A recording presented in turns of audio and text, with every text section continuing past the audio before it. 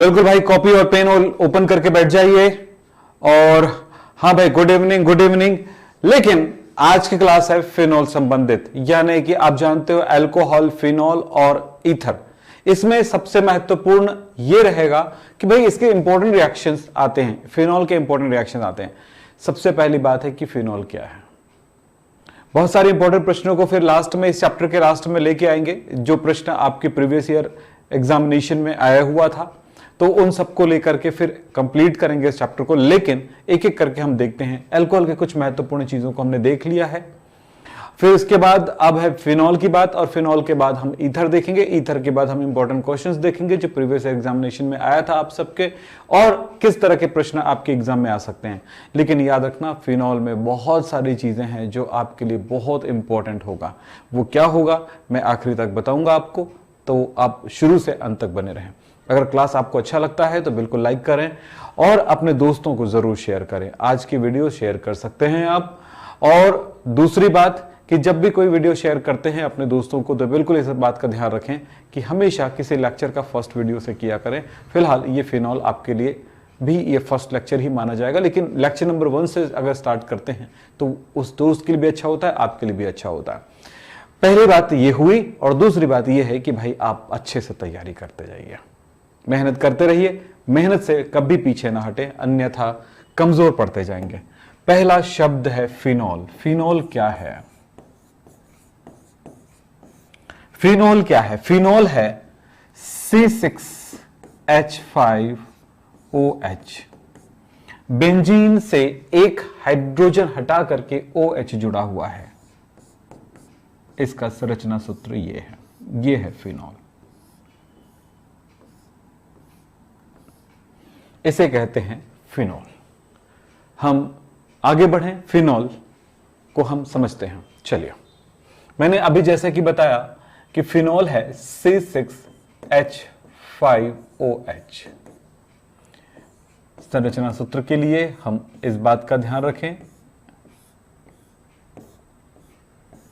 ये दो संरचनाओं का अनुनाद होगा। एक ऐसा, यानी डबल बॉन्ड इस तरफ है तो ये इधर भी हो सकता है,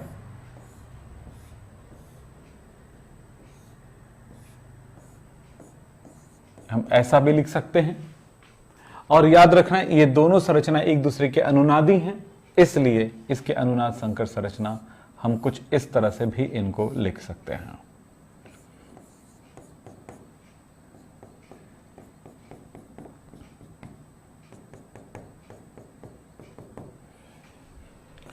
ऐसा भी लिखा जा सकता है।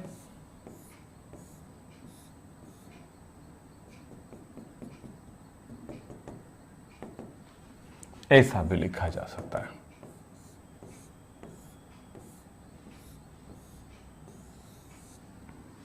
पर इतना तो ध्यान रखिए कि इसमें है क्या चीज। ये C है, CH CH CH CH CH, सभी C आपस में जुड़े हुए हैं और हर एक C पर एक एक H है, और इस जगह के H को हटा करके OH जुड़ा हुआ है। ये संरचना है।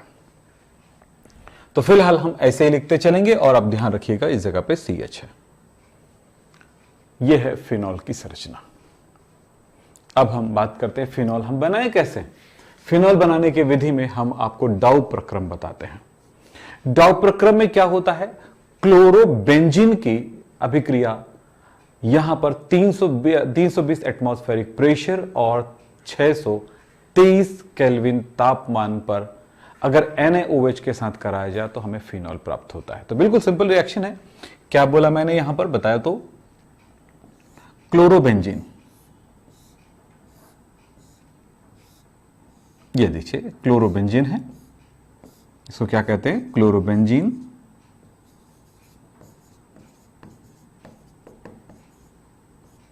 को NaOH के साथ हम गर्म करते हैं 623 केल्विन तापमान प्लस 320 एटमॉस्फेरिक प्रेशर पर। इतना दाब है। एटीएम दाब की इकाई है, एटमॉस्फेरिक प्रेशर। इस पर हम इनकी अभिक्रिया कराते हैं तो अब बिल्कुल साफ नजर आएगा कि Na और ये Cl निकल जाएगा। तो क्या बनेगा, Na निकल गया किसके साथ, Cl के साथ, तो निकल गया NaCl। अब इसमें बच क्या गया है देखो, तो ये इसमें रिंग बचा हुआ है, बेंजीन रिंग बचा हुआ है इस तरह से, और इस जगह पर ये जो OH बचा हुआ था ये इसमें जुड़ जाएगा और इस तरह से बन गया फिनॉल। क्या कहोगे, क्लोरोबेंजीन को सोडियम हाइड्रोक्साइड के साथ 623 केल्विन ताप और 120 एटमॉस्फेरिक प्रेशर पर गर्म करने पर हमें फिनॉल प्राप्त होता है। यह डाउज प्रोसेस है, बिल्कुल आसान हो गया। नोट कर लें पहले कॉपी में, फिर आगे बढ़ेंगे। चलिए बच्चे कौन कौन आए हैं अब देख लेते हैं हम। बिल्कुल पढ़ाई पे ध्यान दो बेटा, ठीक है। इधर उधर बिल्कुल बातें नहीं करना, क्योंकि अगर मैं भी बातें करने लग जाऊंगा ना इधर उधर, तो क्या होगा, आप उसी में फंस जाओगे, आपका भी समय बर्बाद हो जाएगा। इसलिए ध्यान रखो, पढ़ाई पे ध्यान दो। बिल्कुल नोट कर लिए, जल्दी से नोट कर लें, बिल्कुल आसान है ना। ये सोडियम और ये क्लोरीन इसकी आपस में बनती है, दोनों मिलकर के नमक बन गया, देखो NaCl बन गया। बच गया इधर से OH, ये जगह खाली हुआ, उसी जगह पे जाकर के OH जुड़ गया। इस तरह से बनता है फिनॉल। इस प्रक्रिया को कहा जाता है डाउ प्रक्रम। कुछ बच्चे मुझसे बार बार बोलते हैं कि सर रिएक्शन में भूल जाता हूं, रिएक्शन भूल जाता हूं। तो मैं बोलूंगा रिएक्शन भूला तब जाता है जब आप उसे दोबारा प्रैक्टिस नहीं करते हो। बस डाउ प्रोसेस में एक चीज याद रखना, क्लोरोबेंजीन की NaOH के साथ क्रिया, बस इतना ही याद रखना। क्लोरोबेंजीन की NaOH थ्योरी में याद करो, रिएक्शन याद करने की जरूरत नहीं पड़ती। मैंने यहां पर कैसे याद किया बताओ, क्लोरोबेंजीन की NaOH के साथ क्रिया। टेम्परेचर याद रख सकते हो तो रख लो, नहीं भूल गए तो कोई परेशानी नहीं है, तो यहां पर लिख सकते हो उच्च ताप और उच्च दाब पर भी लिख सकते हो, क्योंकि यहां पर टेम्परेचर एग्जैक्ट याद नहीं है तो भी चलेगा। चलिए हो गया, ये हो गया, तो याद रखने के लिए इस सब बातें होती हैं। चलिए अब आगे बढ़ते हैं अगले की तरफ, अगले बनाने की विधि की तरफ। यह विधि है बेंजीन डाइएजोनियम क्लोराइड लवण के भाप के द्वारा आसवन से। बेंजीन डाइएजोनियम क्लोराइड लवण को भाप के साथ क्रिया कराएंगे। तो भाप मतलब पानी का सूत्र क्या होता है, H2O, HOH, भाप भी वही होगा, ठीक है। H2O की 3 अवस्थाएं होती हैं, ठोस यानी बर्फ। H2O की 3 अवस्थाएं क्या क्या, बर्फ, जल और भाप। तो चलो देखते हैं क्या रिएक्शन होगा। बेंजीन डाइएजोनियम क्लोराइड देखिए कितना, C6H5 N double bond N plus Cl minus, लिखते हैं, नहीं लिखेंगे प्लस माइनस नहीं लिखेंगे तो भी चलेगा।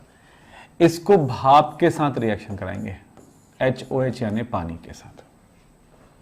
जब ये पानी से रिएक्शन करता है तो क्या करेगा, ये Cl इस H के साथ निकल गया, HCl बन के, एकदम आसान है बेटा, देख लो, HCl बन करके निकल गया। प्लस दूसरा, ये जो नाइट्रोजन है ना, ये दोनों निकल जाते हैं N2 बन करके। प्लस इधर से देखो, इधर से C6H5 बचा हुआ है, इधर से OH बचा हुआ है, ये दोनों निकल जाएगा। क्या बना देखें, C6H5OH, ये तो ये कहलाता है बेंजीन डाइएजोनियम क्लोराइड।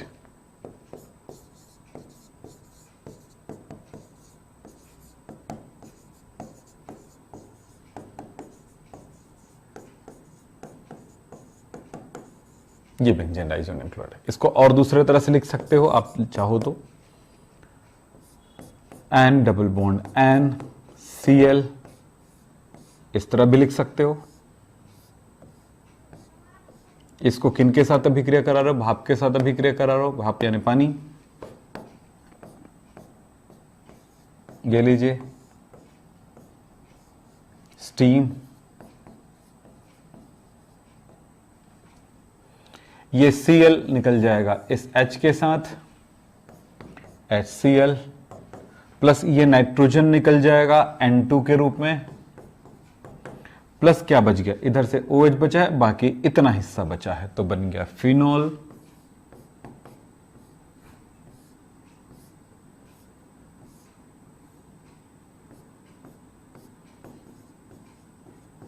है बहुत आसान, देख लो, नोट कर लो। लिखोगे कैसे ये पूछ रहे हो क्या? बिल्कुल जो लिखा वही लिखना और कुछ नहीं। क्या लिखोगे? ये लिख सकते हो कि बेंजीन डाइएज़ोनियम क्लोराइड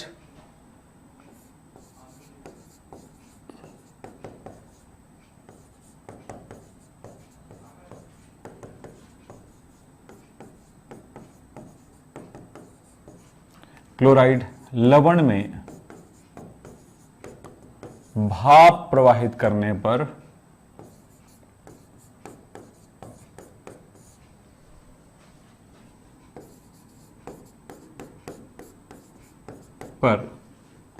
फिनॉल प्राप्त होता है।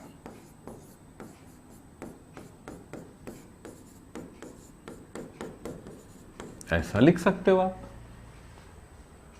चलिए नोट कर लिया करें, मैं बोलता इसीलिए हूं कि आप उसे मेरे साथ लिखा करें, सुन के लिखा करें, हर बार देखने की जरूरत ना पड़े। वही तो रिएक्शन है, ऊपर वाला नीचे वाला सेम। लिखने का थोड़ा तरीका ये थोड़ा अलग हो जाता है, तो चाहे ये लिखें चाहे ये लिखें या दोनों लिखें, आपकी मर्जी, लेकिन एग्जाम में कोई एक ही लिखेंगे, दोनों लिखने की जरूरत नहीं है। चलिए साहब, क्लियर हो गया? हाँ जी, बोलो बोलो बोलो। हाँ जी, आपस में बातचीत बिल्कुल नहीं बेटा, है ना, क्योंकि आपस में बातचीत करेंगे तो परेशानी हो जाएगी, आप सीख नहीं पाएंगे। अगर आपका ध्यान चैट करने में है तो आप लिखने और सुनने में नहीं है और समझने में नहीं है, सो आपका दिमाग इधर उधर डाइवर्ट है, इसलिए ध्यान रखो, सिर्फ पढ़ाई पे ध्यान दो। तो चलिए फिलहाल मैं बार बार ये बात नहीं बोलना चाहूंगा। बेंजीन डाइएज़ोनियम क्लोराइड लवण की भाप के द्वारा क्रिया से फिनॉल प्राप्त होता है। तो एक डाउ विधि और एक डाउ विधि आपको याद हो गया, डाउ प्रोसेस, और दूसरा कौन सी है? एक डाउ विधि है और दूसरा हमने देखा, पूरे याद करेंगे बेटा लास्ट में, है ना। एक डाउ विधि है, डाउ प्रोसेस है, और दूसरा हमने देखा बेंजीन डाइएज़ोनियम क्लोराइड के द्वारा। अब तीसरा देखते हैं क्यूमीन से। क्यूमीन, क्यूमीन किसके कहेंगे ये ध्यान रखें। क्यूमीन को 400 केल्विन ताप पर गर्म करके उस पे ऑक्सीजन गैस प्रवाहित करते हैं। क्यूमीन का वायु में 400 डिग्री सेल्सियस तापमान पर गर्म करेंगे तो क्या प्राप्त होगा? इस तरह से यहां पर प्राप्त हो जाएगा क्यूमीन हाइड्रोपेरोक्साइड। क्यूमीन हाइड्रोपेरोक्साइड जो प्राप्त होगा, उनको डाइल्यूट H2SO4 के साथ गर्म करेंगे तो एसीटोन मिलेगा और फिनॉल मिलेगा। मैं रिएक्शन करके दिखाता हूं ये क्यूमीन क्या है। देखें, बेंजीन,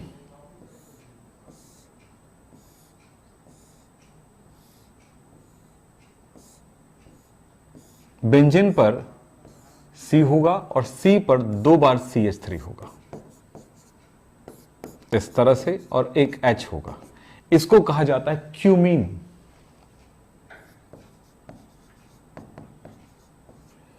क्यूमीन में वायु प्रवाहित किया जाता है 400 केल्विन तापमान पर। जब ये 400 केल्विन तापमान पर प्रवाहित करोगे तो ये ऑक्सीजन जो है ना, इस जगह पर घुस जाता है, यहां पर इंटर कर जाता है, और क्या बनाएगा देखें, ये एक पेरोक्साइड बनाता है। देखिए CH3 CH3, और ये पूरा बेंजीन रिंग हो जाएगा यहां पे, और H, और ये ऑक्सीजन इनके बीचों बीच आ गया है। मैं इसको अलग कलर दे करके दिखा देता हूं, ये इस तरह से। तो इसको कहा जाता है क्यूमीन हाइड्रोपेरोक्साइड।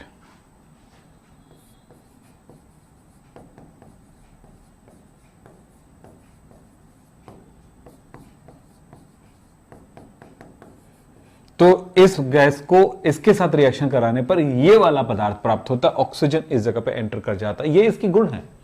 एक बच्चा पूछ रहा है कि सर कैसे पता चलेगा कि ये ऐसा ही होगा?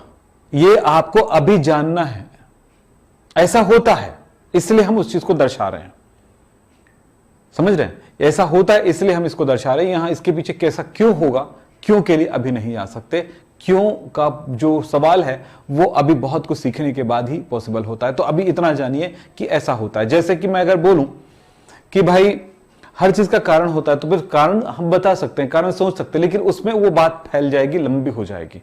ठीक है, जहां पर जरूरत पड़ता है मैं जरूर बताता हूं आपको। तो चलिए, ये ऑक्सीजन इस जगह पे आ गया। अब इसको क्या करेंगे, डाइल्यूट H2SO4 के साथ इनको गर्म करेंगे। डाइल्यूट H2SO4 के साथ इनको गर्म करेंगे तो क्या होगा, ये होगा ये कि देखिए एकदम सिंपल सा एक तरीका है समझने का कि ये वाला भाग अलग हो जाएगा और जो बचा है वो आपस में जुड़ जाएगा। साफ नजर आ रहा होगा क्या बना है, देख लो क्या मिला। CH3C डबल बॉन्ड O हो जाएगा, क्योंकि इधर बॉन्ड टूटेगा इधर बॉन्ड टूटेगा तो ये डबल बॉन्ड O CH3। तो CH3 CH3 एक ऑक्सीजन, ये देखो ऑक्सीजन की 2 संयोजकता होती, कार्बन की 4, 3 इसका हुआ है, एक इसका पूरा हुआ है, मतलब सीधी सी बात है डबल बॉन्ड कर दो तो ये तो बन जाता है, ये एसीटोन बन गया। प्लस मतलब ये फर्दर रिएक्शन होता है, ये जैसे क्यूमिन हाइड्रोपेरोक्साइड बनता है उसके बाद फर्दर रिएक्शन होता है, उसके बाद वाला रिएक्शन की है कि हम उसके बाद और अभिक्रिया कराना होगा तभी फिनॉल प्राप्त करेंगे, नहीं तो क्यूमिन हाइड्रोपेरोक्साइड ही बन जाएगा।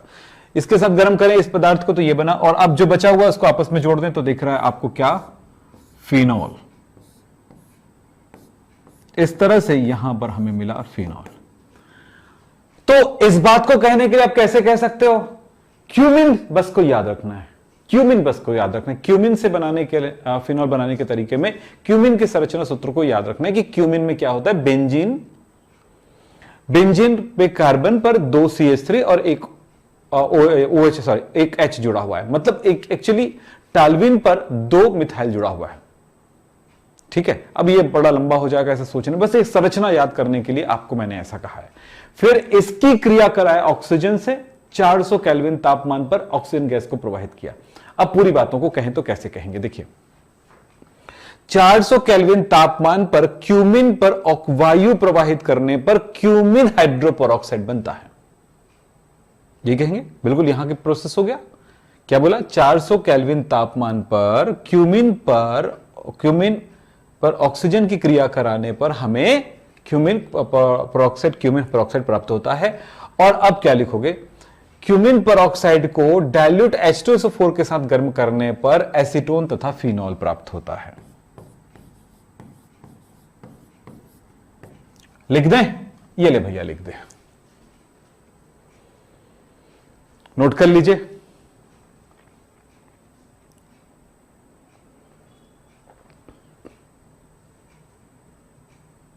तो यह है क्यूमिन से हमें क्या प्राप्त हुआ, देखो लिखा है क्यूमिन का वायु में 400 डिग्री सेल्सियस ताप पर ऑक्सीकरण करने पर क्यूमिन पेरोक्साइड प्राप्त हो, यानी क्यूमिन को वायुमंडल में रखते हैं और 400 केल्विन तापमान पर गर्म करेंगे तो यहां पर वायु प्रवाहित होती है, तो वायु से रिएक्शन करके क्यूमिन पेरोक्साइड बनता है,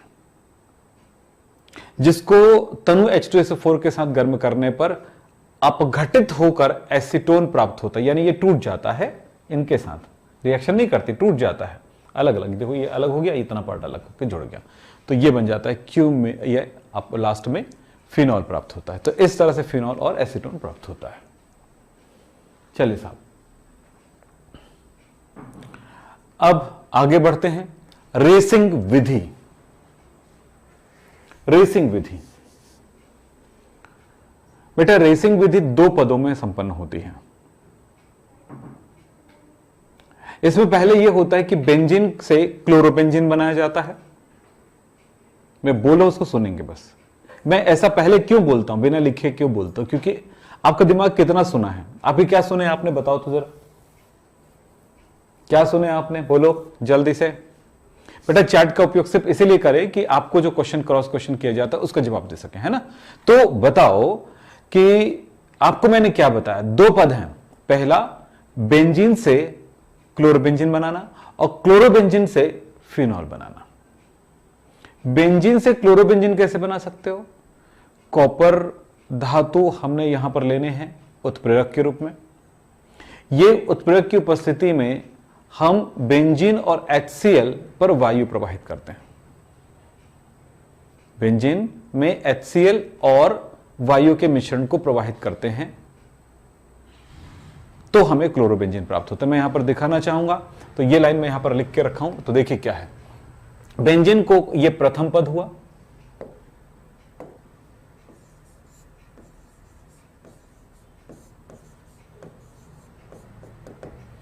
बेंजीन को Cu की उपस्थिति में HCl तथा वायु के मिश्रण के साथ गर्म करने पर क्लोरोबेंजीन प्राप्त होता है। तो देखो क्या है, बेंजीन है ये C6H6।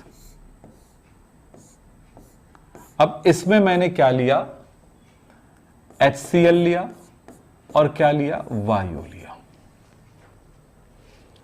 अब इसको मैं गर्म कर रहा हूं कॉपर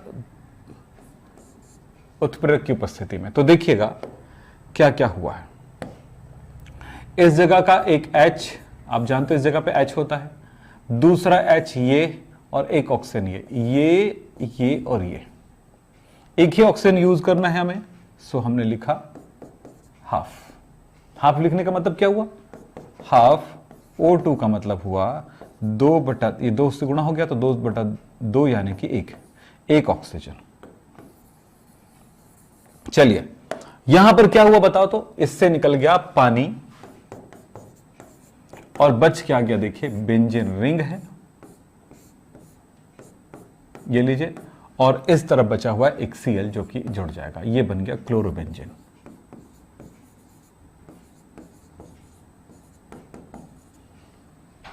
ये बेंजीन।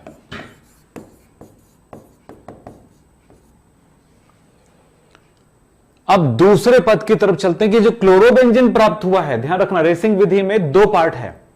पहला कि क्लोरोबेंजीन प्राप्त करेंगे, दूसरा इनको पानी के साथ यानी भाप के साथ इनको 500 केल्विन तापमान पर गर्म करते हैं।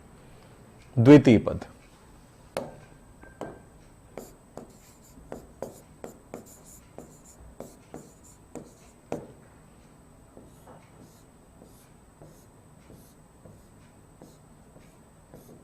यह है क्लोरोबेंजीन, यह है भाप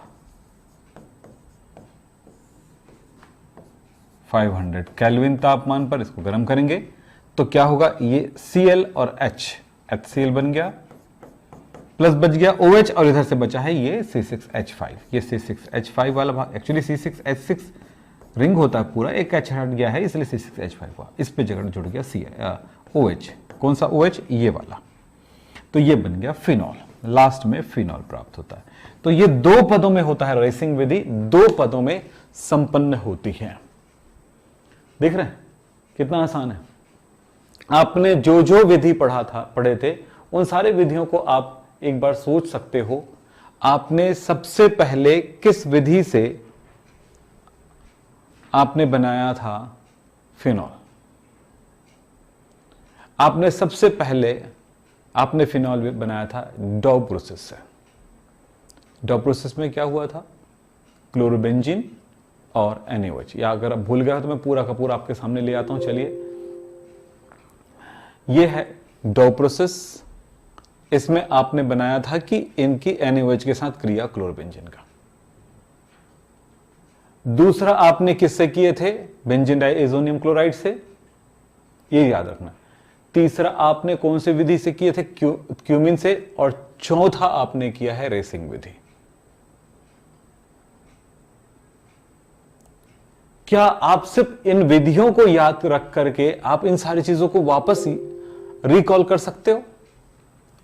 तो हमने फिनॉल बनाने की विधि में क्या क्या देखा है,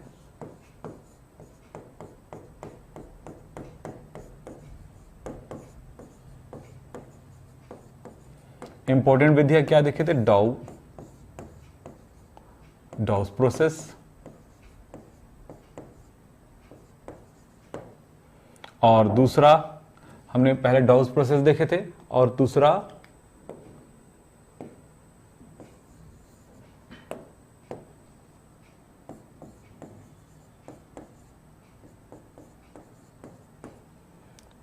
हमने क्या देखा था, बेंजीन डाइएजोनियम क्लोराइड,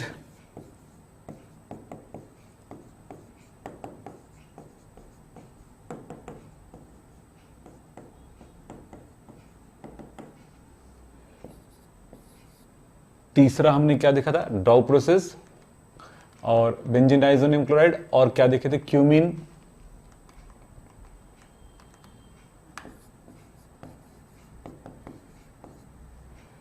और चौथा रेसिंग।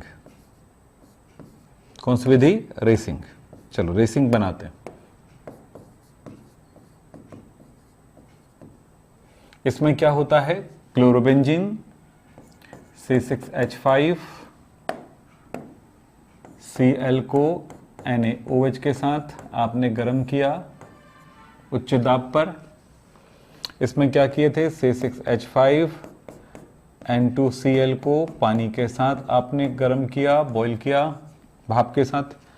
क्यूमिन में क्या देखे थे, क्यूमिन CH3H और बेंजीन रिंग थी, यस। इस तरह से अब इनको क्या किया आपने, इसमें वायु प्रवाहित किया। बस इतना ध्यान रखना। रेसिंग विधि में क्या किया आपने, रेसिंग विधि में आपने बेंजीन लिया और बेंजीन लेकर के इसमें आपने HCl और वायु का मिश्रण प्रवाहित करने के बाद आपको प्राप्त हुआ ये क्लोरोबेंजीन। और क्लोरोबेंजीन को हमने भाप के साथ गर्म किया तो हमें प्राप्त हुआ फिनॉल। दो पदों में, यहां पर भी दो पद हैं।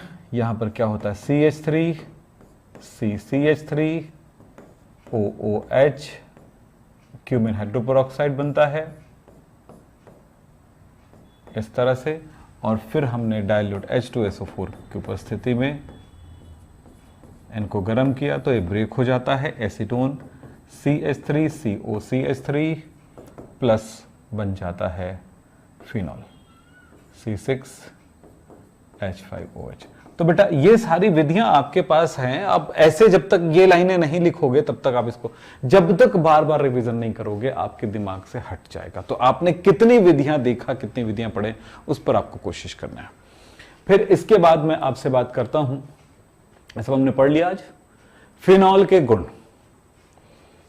बच्चों किसी भी पदार्थ के दो प्रकार के गुणों के बारे में बात किया जाता है, एक होता है भौतिक गुण और दूसरा होता है रासायनिक गुण।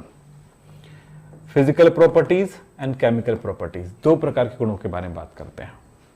तो सबसे पहले हम भौतिक गुणों की बात करेंगे। भौतिक गुणों में पहला गुण देखें, एक एक करके, मैं पूरे लिख दिया हूं, इसमें ज्यादा टाइम नहीं लगाना चाहिए हमको। सबसे बड़ी बात है, शुद्ध फिनॉल रंगहीन ठोस होता है। अगर वो शुद्ध है तो, इसमें किसी तरह की अशुद्धि नहीं है तो रंगहीन ठोस होता है। लेकिन अगर इसमें 5% जल मिल जाए तो वो द्रव अवस्था में हो जाता है। सिर्फ 5% जल मिल जाए तो वो क्या होता है, वो द्रव अवस्था में आ जाता है। तो पहली बात, ये शुद्ध अवस्था में रंगहीन ठोस क्रिस्टल होता है, जबकि ओनली पानी थोड़ी सी मिल जाए तो ये लिक्विड फॉर्म में आ जाता है। 5% पानी हो तो वो लिक्विड हो जाता है। शुद्ध फिनॉल रंगहीन होता है, ये याद रखिएगा। शुद्ध फिनॉल कैसा होता है, रंगहीन होता है। और इसमें वायु के मिलने से, वायु के आने से, क्विनोन वगैरह बनने से ये क्या हो जाता है, इसमें हल्का लालिमा कलर आ जाता है, यानी इसके ऑक्सीकरण के कारण ये लालिमा रंग में बदल जाता है। ये जल में विलय होता है, और जल में विलय होने का कारण क्या है, हाइड्रोजन बंध बनाना। जैसे अल्कोहल जल में विलय होता है ना हाइड्रोजन बंध बनाने के कारण, वैसे ही ये भी जल में विलय होता है क्योंकि इनकी अणुएं आपस में हाइड्रोजन बॉन्ड से जुड़ती है। चलिए देखते हैं फिनॉल। ये है जल, जल की अणुएं आपस में हाइड्रोजन बॉन्ड से जुड़े रहते हैं, और इन्हीं के साथ अगर हम मिला दें फिनॉल तो ये फिनॉल, ये लीजिए इसी तरह से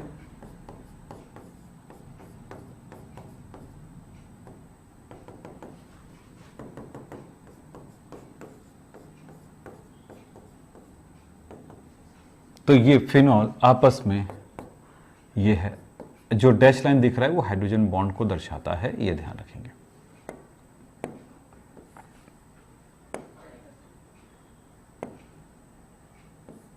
ये जो है हाइड्रोजन बॉन्ड को दर्शाता है।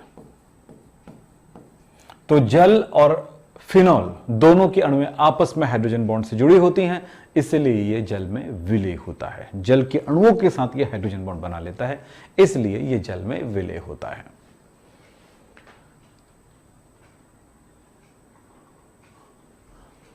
और भी गुणों के बारे में बात करते हैं। अल्कोहल व फिनॉल के क्वथनांक अधिक होते हैं। मतलब यहां पर अगर मैं बात करूं, हाइड्रोकार्बन है, ईथर है, हेलो एल्केन है, हेलो एरीन है, इनकी तुलना में इनका जो क्वथनांक होता है, यानी जो बॉइलिंग पॉइंट होता है जिस पर ये द्रव से गैस में परिवर्तित होता है, ये अधिक होता है। कारण इनमें इनके अणुओं के मध्य हाइड्रोजन बॉन्ड का पाया जाना है।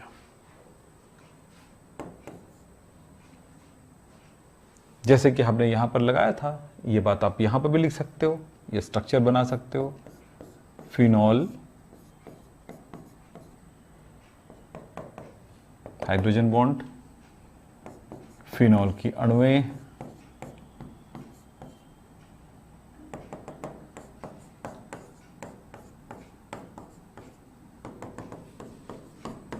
ये आपस में जुड़े होते हैं इस तरह से हाइड्रोजन बॉन्ड से, इसलिए ये कैसा होगा, जल में विलय हो, सॉरी ये इसका क्वथनांक अधिक होगा।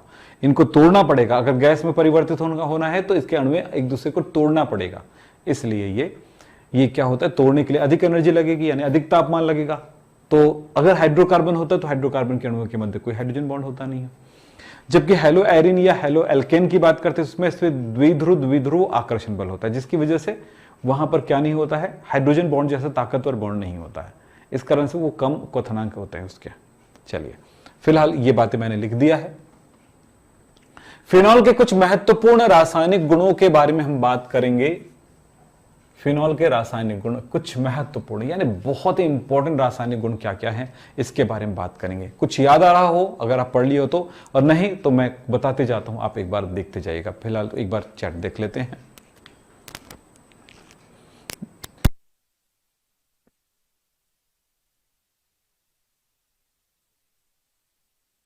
चलिए, हाँ, तो इस तरह से तो कौन कौन से बेटा सबसे महत्वपूर्ण, मैंने यहां पर महत्वपूर्ण क्यों लिखा, क्योंकि बहुत इंपॉर्टेंट है। इसके लिए हमें 2 दिन चलना पड़ेगा सारे रिएक्शंस को करने के लिए। तो रिएक्शन कौन कौन सा है जरा देखिए, बहुत इंपॉर्टेंट है, मैं बोल दूं। एग्जाम, ये प्रीवियस ईयर एग्जामिनेशन पेपर अगर देखोगे तो आपको हर साल इनमें से कोई ना कोई नाम आपको जरूर नजर आएगा। तो मैं 6 रासायनिक अभिक्रियाएं बता रहा हूं जो बहुत ही महत्वपूर्ण है। चलिए, पहला नाम है कोल्बे अभिक्रिया, दूसरा नाम है रिमल्टिमेन अभिक्रिया, तीसरा नाम है संघनन अभिक्रियाएं, चौथा है फिनोल्फ्थेलिन अभिक्रियाएं, अगला है नाइट्रीकरण, नाइट्रेशन ऑफ फिनॉल, और अगला है जिंक के साथ आसवन। ये सबसे महत्वपूर्ण अभिक्रिया, जिनमें से ये दोनों अभिक्रिया अक्सर पूछे जाते हैं। कुछ एक रिएक्शन देखते हैं। सबसे महत्वपूर्ण अभिक्रिया ये है कोल्बे अभिक्रिया। थोड़ी बातों को समझना है, कोल्बे अभिक्रिया क्या होता है। यहां पर भी ध्यान रखिएगा, 400 केल्विन तापमान, यानी उच्च ताप है ये, 400 केल्विन तापमान और 4 से 7 एटमॉस्फेरिक प्रेशर पर हम सोडियम फिनॉक्साइड पर कार्बन डाइऑक्साइड प्रवाहित करते हैं, तो हमें प्राप्त होता है एक अस्थायी कंपाउंड प्राप्त होता है, सोडियम सैलिसिलेट प्राप्त होता है। और सोडियम सैलिसिलेट की HCl से क्रिया कराने पर फाइनली सैलिसिलिक अम्ल प्राप्त होता है। रिएक्शन एक बार देखते हैं ये क्या है। चलो मेरे साथ कॉपी में लिखेंगे, देखेंगे। देखिए, देखो बेटा, ये फिनॉल है, आप सब जानते हैं ये फिनॉल है, जिसमें O के साथ एक H लगा हुआ है, ये फिनॉल है।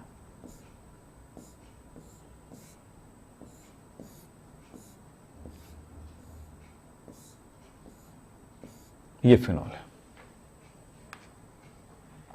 लेकिन हम फिनॉल ना लेकर के फिनॉल का लवण ले लेते हैं, वो है सोडियम फिनेट कहते हैं, या सोडियम फिनॉक्साइड भी कहते हैं।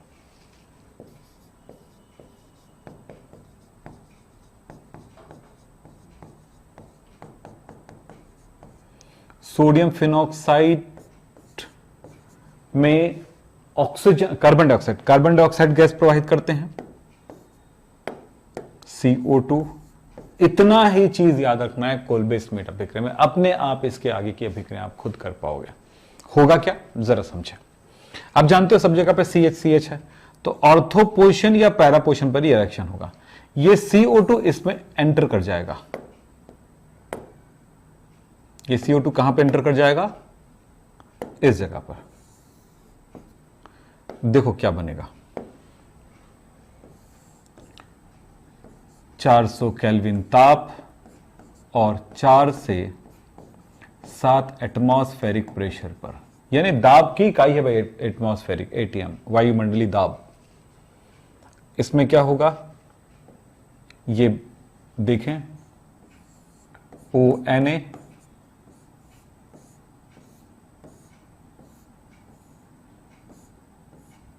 क्या हुआ, इस जगह पे CO2 चला गया। CO2 चला गया तो कैसे हुआ, COO, और इस जगह पर है जो H इसका है वो इस जगह पे आ गया। ये देखो इस जगह की तुलना में ये वाला पार्ट ज्यादा COOH ज्यादा अम्लीय होता है, सो ये अस्थायी होगा, अस्थायी होगा, इस रूप में नहीं रहेगा।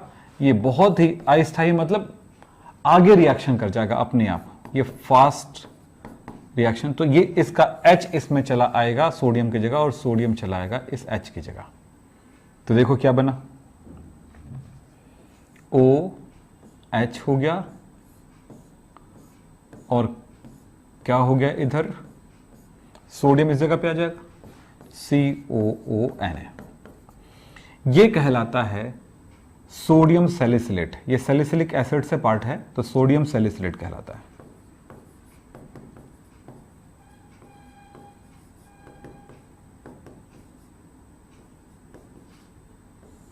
सोडियम सैलिसिलेट को अब पानी के साथ या HCl अम्ल के साथ, अम्ल साथ HCl के साथ इस सोडियम को हटाने के लिए, तो ये HCl में से NaCl निकल गया, H बचा, इसमें जुड़ गया OH।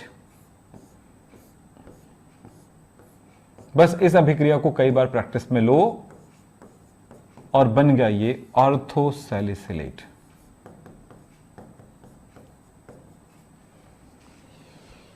हुआ क्या है रिएक्शन में, पूरी बातों को एक छोटी सी थ्योरी ये है कि सोडियम सैलिसिलेट की अभिक्रिया कार्बन डाइऑक्साइड से कराने पर हमें सोडियम सैलिसिलेट प्राप्त होता है। सोडियम फिनेट की, सोडियम फिनॉक्साइड की अभिक्रिया कार्बन डाइऑक्साइड कराने पर सोडियम फिनेट पर, यानी आप इस जगह को क्विट कर सकते हो, डायरेक्ट ये लिख सकते हो। लेकिन ये हुआ कैसे, ये बात जानने के लिए जरूरी होता है कि ये इस चीज को आप नोट करें, ऐसा लिखें। तो ये बना और इसकी ये तुरंत इसमें परिवर्तित हो जाता है, और इसके बनने के बाद फिर इनकी अभिक्रिया HCl से कराते हैं तो हमें प्राप्त हो जाता है ये ऑर्थोसैलिसिलिक एसिड, ऑर्थोसैलिसिलिक एसिड।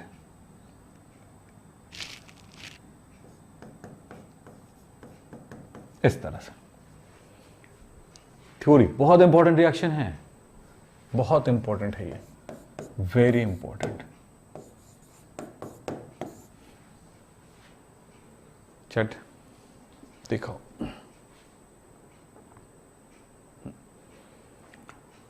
तो रासायनिक गुणों में और हमारे पास कौन कौन सा रासायनिक गुण है आपको पता होगा, रिमल्टीमेन अभिक्रिया, संघनन, फिनोल्फ्थेलिन, नाइट्रीकरण।